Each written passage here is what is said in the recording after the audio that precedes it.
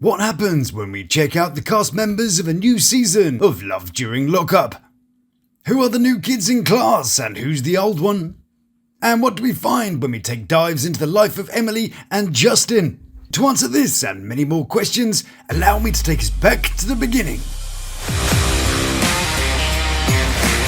Hello and welcome to Lawd Lukan.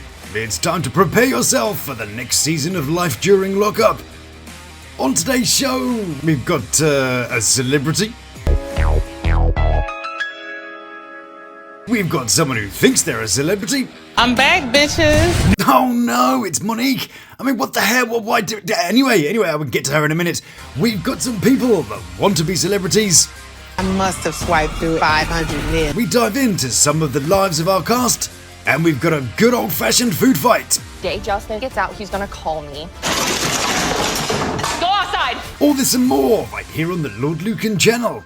Hot Mess Express, here we go. Salutations on Shantae and Doma to you. Big loves to those who've subscribed, you beautiful people. And a glass of Barolo to the lords and ladies of the Lukan Manor. Well then, mon petit pois, it's nearly upon us. Yes, indeed, this coming January we've got a new season of the Love During Lockups, igniting that dumpster and kicking it with gleeful abandon down the street. But what do we know about the faces that will be gracing our screens next year? Well, from the people that pretend they can fight, Got the car is sweet! Okay. to the people who bring dinner to a fight. We've got a healthy lineup of probations, confrontations and allegations that should start our new year with a selection of jaw-dropping realisations. So, where should we start? Well, let's begin with a look at the trailer that dropped a short time ago, shall we? So, take my hand as we skip the light crap dango. Swore I never date another inmate, but I lied. No way! Everybody's favourite, least favourite cast member is back. And I object to being called a bitch, Anthony, thank you very much. Projecting much.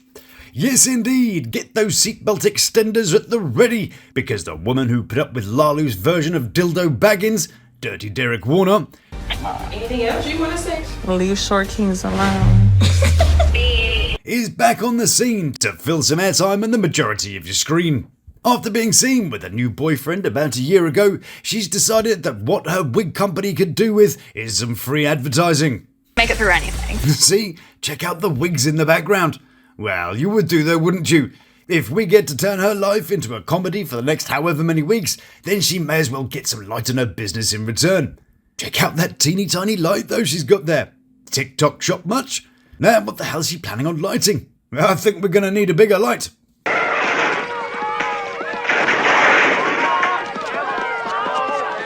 According to her Facebook, she's been in a relationship since April 2024. Now, you would think that our 37-year-old slow-mo would have given up on the bad boys and settled down a bit. Well, no, she's found a new gear with a new man and decided to share it all with us. The way she's been a bit cocky about it online does suggest to me that it goes okay. So, what's she been up to? Well, I heard somebody say she's been a professional influencer. How exactly? She's deleted pretty much all of her Instagram content and her other online presence is pretty much non-existent, except for her wig adverts. I see she's dropped her prices now. She was selling those AliExpress ones off for around $550 before, so at least she's not trying to milk her audience this time. But to be an influencer, you kind of need an internet presence, so I'm not buying that at all. Maybe she went back to work here at the vet practice. But I can't confirm that, as the only person whose name is anywhere near similar is Mimi. Oh, she doesn't appear to have a picture, like the rest of the staff, but it is a bit of a leap to say it's the same person. Previously, she was doing collabs like this fitness video. Oh, no, sorry, that was something else. Here we go, here it is. Do it or I'll furk you herb. Featuring some of the fan favourites. Hey, look at me, I'm the victim. And don't forget, squish him in the bathroom door. And of course the always popular, if you're gonna swing, then swing. And don't forget, the good old give me your money or I'll knee you in the balls. Now available for a low price of $1,800, but you can save 1% by entering the code GASLIGHTOURASS. God, those were the good old days of the Lawd Lukan channel. See how different my voice sounded back then. Still, it's good that the cast have a profession to fall back on when it's all over. Let's take Alexis, for example. She's studying to be a nurse, but previously she did this. Yes, indeed. If you want to hone your hoo-ha into a haven of hairless hootenanny, then Alexis is your girl. Maybe she could have used a bit of wax on herself, just saying. Anyways, part of me is quite excited to see what Monique, the super slow-mo, gets up to this time. Whether her new man will be more than 5 foot tall, whether she'll be installing video cameras to keep track of him. Cameras? Cameras for what? I'm gonna find nice little hiding spaces to put them in Derek's grandmother's house. Whether she'll be going around trying to copyright strike people's videos again, and if she'll be getting all up in Reddit trying to get people to take down fun videos of her. Here's a tip. Rather than trying to gaslight the audience into thinking that the thing they see with their own eyes isn't the thing they see with their own eyes, don't do stupid shit on TV for all our eyes to see. Yeah, this is going to be fun, isn't it? Right, who else do we have? Well, we don't have any names yet, so we're going to have to make them up as we go along. I have actually requested a press pack from Sharp Entertainment, the evil geniuses behind the show, so if I get anything, I'll be sure to share it with you. I must have swiped through 500 men. And next we have Wiggy, sporting this delightful head wonder of joy. Is it as bad as the Queen of Terrible Wigs, Wally? Nope, probably not, but I'm sure we'll be having some fun with it this season. Now she says she swiped 500 men. Gross. Makes it sound like she's the Bonnie Blue of Lalu. But the pictures they show going past are the other men in the show. You've got Justin, who we'll get to later, the new Deontay, and this guy, I don't know, Lowbrow, who I do think is the same guy, just with less grey hair, as the one in this phone call. Trying to make sure you ain't trying to jail talk my mama. Ah, so maybe we can assume that Wiggy's storyline is that she's married this guy while he's in prison, and Wiggy's daughter isn't very keen on the idea. Which also suggests to me that the daughter, I don't know, let's call her Vanessa, is used to Wiggy making a bunch of stupid decisions, and that maybe she's a woman who thinks that red flags are for decoration, and therefore she's being protective over a chaotic matriarch. Is she being overprotective? 999 years. No release date. You sure he's not catfishing me? Well, judging by the past performances of the inmates on this show, it's probably about right. Okay then, next. What idiot marries somebody in jail? Well, I'm guessing the answer to that question is this idiot here. Another question could be, how many knives does a person need in the kitchen? There's like 2 stands worth of hardware there. So this young lady, well, that's probably about half accurate, claims that you're sexaholics. And I think I'm going to be a vomaholic. Still, at least their sexy time toys are colour coordinated. I quite like the red and black look. They've got clampy things, a little sort of bum thing, tickly things, and a pen, so you can, I don't know, make notes along the way. Hot Mess Express, here we go. So what can we presume about this woman? I'd say she was one of those types who are highly passionate and have built their relationship into being a super sensual romp of pleasure, but then experience an equally extreme explosion of passion when it comes to their problems. I would much rather date a guy with a sentence than one who can't finish one. And if her man is a holic of the rumpy-bumpy variety, then I'm going to go ahead and assume that enough is never really enough, and sooner or later that appetite is going to lead them, with a wipeable faux leather strap, into troubles. Plus, of course, there is the small issue of a little bit of money, and when I say a little bit of money, I mean The $20,000 that you think I sent him, it's actually 42. Then we have the next version of Julius. Oh yes, if there's not another man who wants a poly relationship, it's not quite a TV show. So, here he is. Love triangle right now. I do want a poly relationship. I mean, what could possibly go wrong with that? Aside from the fact we see him crying a little bit later on. Because people love to be projects, don't they? Yes. What do you think? Highly likely? Well, the best way to find out is to make sure you've subscribed so that you'll get all the juices it's squeezed from this season's stories. Also, a little like and a hype would be delightful. I thank you very much. And there are a few more couples, but it's hard to figure out what's the story quite yet, including this person, and these persons. So, on to the last 2 people that we have so far, and the ones who have had a great deal of exposure already, some more than others, and they are Emily and Justin. Hey Grandma, I'm a hugger. Now, these 2 are sad and annoying all at once. Now, as you may be aware, Justin unfortunately unalived himself in July this year, but I'll get to his side of the story in just a moment. This woman is a person called Emily, or Emily Anthony, or Emily Marie, or M. Marie, or Emily Keir, and is seen here having a wee spot of bother with her order. Day Justin gets out, he's gonna call me. Go outside! Now, the blonde lady in this scene was Justin's good friend, Elizabeth, or Elizabeth Spiller. A perfect apt name for someone who's busy spilling food all over the Emily. Elizabeth's partner in dinner time is Brittany. They both appeared on Maire's Kiki and Kabitz channel not long ago. And their problem has many parts to it. They don't approve of Emmy's career choices. More on that in a moment. And they hate the things that she suggested about Justin since his passing. For example, Emily claimed that she'd got out a credit card in order to spend $9,000 on Justin in just 4 months, and had hinted that it was probably just for those naughty things that some people get up to in prison. Elizabeth, a woman that I have a feeling is his ex-girlfriend, and hoping he'll hook up with her once he gets out, hence she says this. Day Justin gets out, he's gonna call me. Outraged about how Emily was talking about her friend, began a campaign of words online. Now, it's admirable that she's standing up for her late friend, but it does seem that Justice's memory is being blighted by the conduct of two extremely passionate people, one in defence and one in offence. Elizabeth's comments and defence of her friend shows that she cares and truly wants to make sure that people remember the fonder things. Emily seems to want to air their dirty laundry and play the victim. Personally, I think they should kind of keep this stuff respectful and private, but I think Emily's nature of letting it all hang out has prompted Elizabeth to rage in honour of her fallen friend. Personally, I think she's right to do so. Go Team Elizabeth! Emily thrives off the bad energy though. She posted this image where she's mocked up a newspaper article, complete with quotes from Elizabeth and Brittany, where she's celebrating the attention and giving the old daddy finger a flash. Ugh, who knows where that's been? But I'm not going to dwell on this she said business. I want to explore who Emily and Justin are. So let's start with Emily, shall we? Now, the most common thing I've heard about Emily is that she's a licensed courtesan. What? Yeah, it's not the 1700s, you know. A courtesan, as in the traditional definition, is a high-standing woman who also provides certain personal services to the gentry in her community. Emily here humps just about anyone for money. So I don't think that's quite the same thing. I believe they call that a prostitute. So what does she mean by licensed? Well, in 99.9% of America, it's legal to sleep with men for money.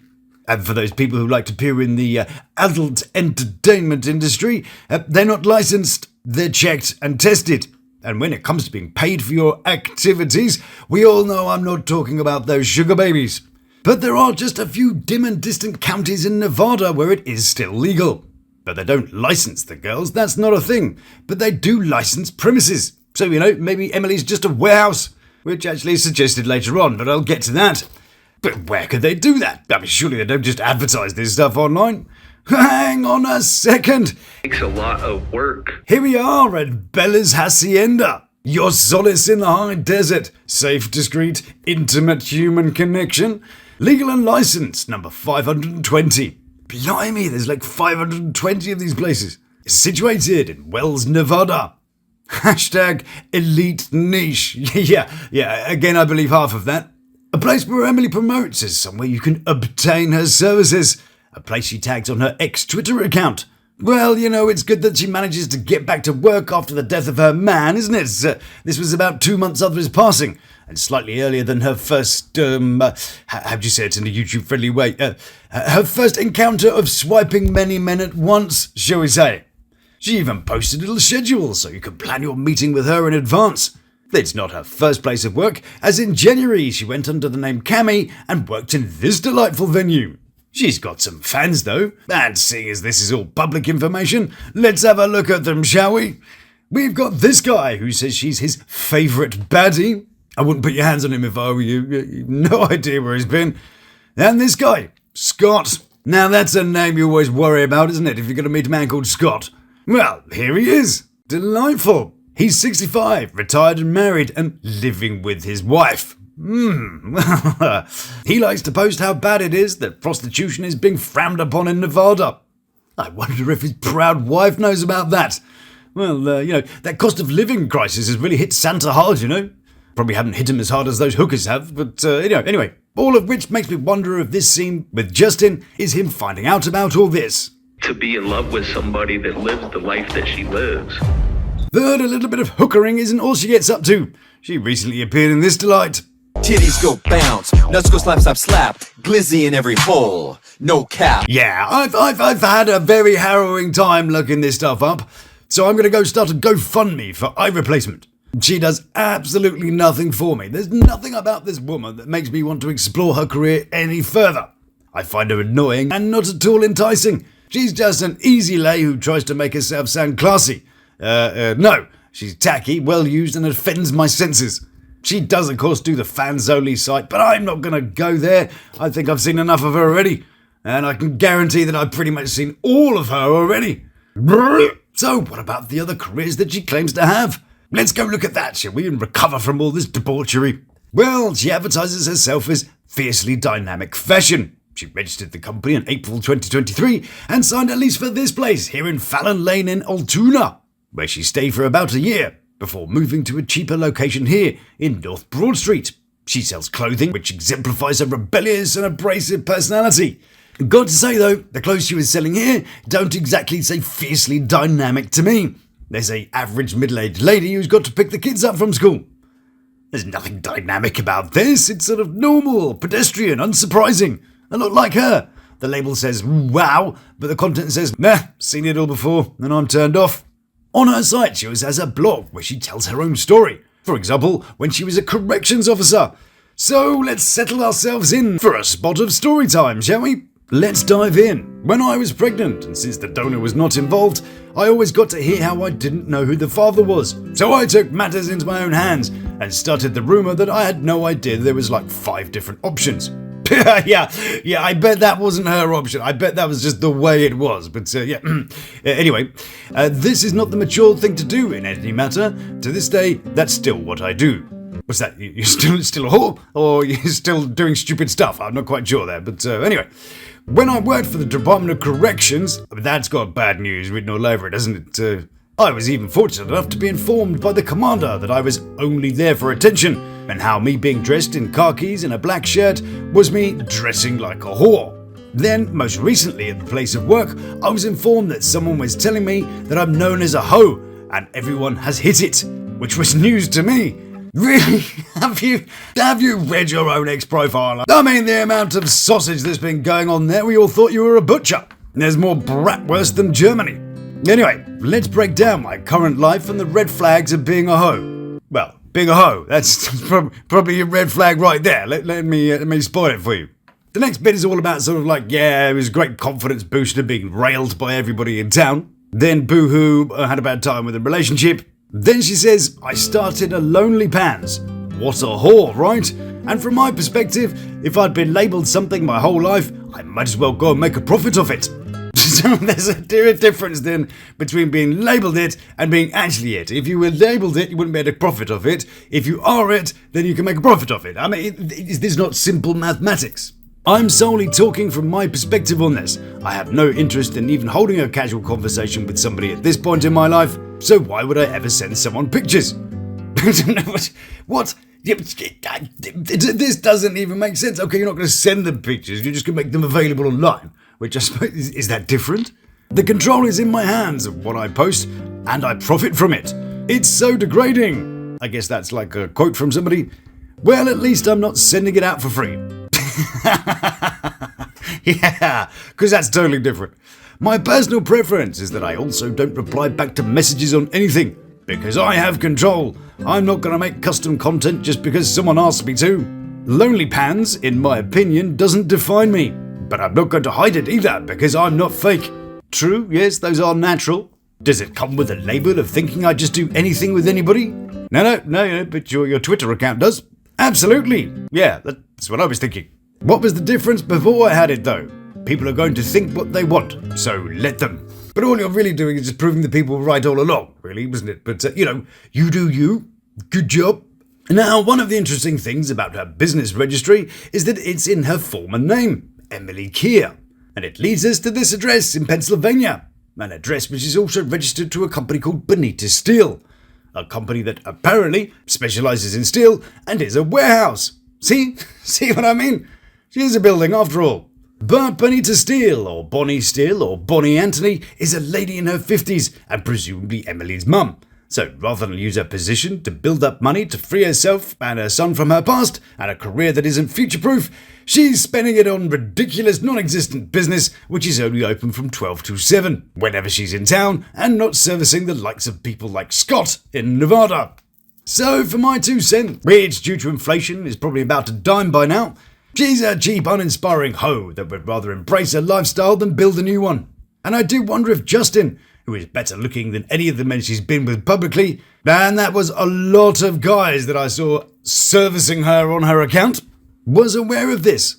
So let's take a look at him. Justin was born on my dad's birthday in 1989 in Galveston, Texas. He graduated high school and then got an associate's degree in business. He then went on to be a carpenter. He was known as a sensitive soul, a creative man who loved to draw and to write music. Sadly, he lost his father and then his mother in 2019 when she was just 50 years old. And for support, he had his grandparents, Paulette and Jerry, and a man called Michael Derlin, who was like a brother to him. Justin went to prison in June 2022 and was serving 5 to 10 years for burglary in SCI Hootsdale, but sadly was found unresponsive in his cell on the 12th of July 2025 and was pronounced as having left the earth at 8:04 that evening. He'd left a note, most of which hasn't been made public, but we do know that he cited Emily as a reason, and that he took his own life on her son's birthday so that for at least one day a year she would remember him. He also left this poem. Don't grieve for me, for now I'm free. I'm following the path I'm meant to see. I took his hand when I hear him call. I turned my back and left it all. I could not stay another day, to laugh, to love, to work or play. Tasks left undone must stay that way. I've now found peace at the end of the day. Sometimes life presses on us in ways we don't expect, and the weight of it can feel impossibly quiet. The kind of quiet that sits behind the eyes and makes the world seem a little further away. But even in that silence, you are not alone. Your voice matters. Your feelings matter. And there is nothing weak or burdensome about speaking them out loud. Reach out to somebody you trust, a friend, a loved one, someone who knows your heart, or just some phone number, because that can be the first small light in a very dark room. You are loved more than you realised, valued more than you know, and the world is genuinely better with you in it. If something is hurting, please don't hold it inside. Let someone hear you. Let someone stand beside you. You deserve that care, that connection, that understanding, and you deserve to be here. Justin didn't get a service, so I thought that I'd do that here and let Justin play us out. So I shall bid you a most heartfelt goodbye for now. Thank you for watching, and I hope we see each other again soon. Hate me today, hate me tomorrow, hate me for all the things I didn't do for you. Hate me in ways hard to swallow. Hate me so you can finally see what's good for you.